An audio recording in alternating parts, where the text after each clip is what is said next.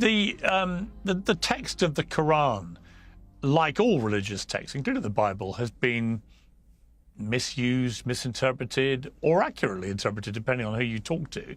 From a historian perspective, how accurate do you think the Quran is, for example? Well, I think the Quran has a number of problematic historical issues, the chief of which is that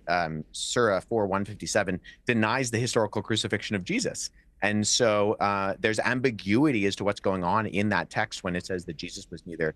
killed nor was he crucified. And I think that really paints the historical reliability of the Quran into a corner, in that, like I said before, Pierce, if there's one thing that even the most skeptical scholars historically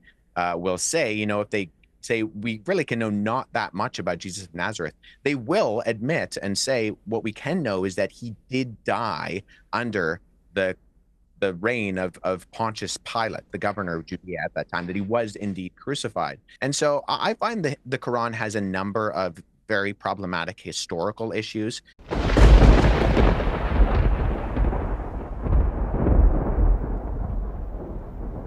And then ultimately, as a Christian, the Quran seems to talk about what I believe, talks about the Torah and the gospel multiple times, and seems to fundamentally not understand what the Torah and the gospel are. Particularly, I would highlight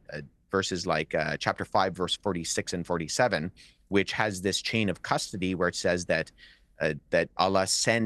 God sent, following in the footsteps, Jesus, the son of Mary, to confirm the Torah, which came before him, and that he gave the gospel, which in the Quran uses the same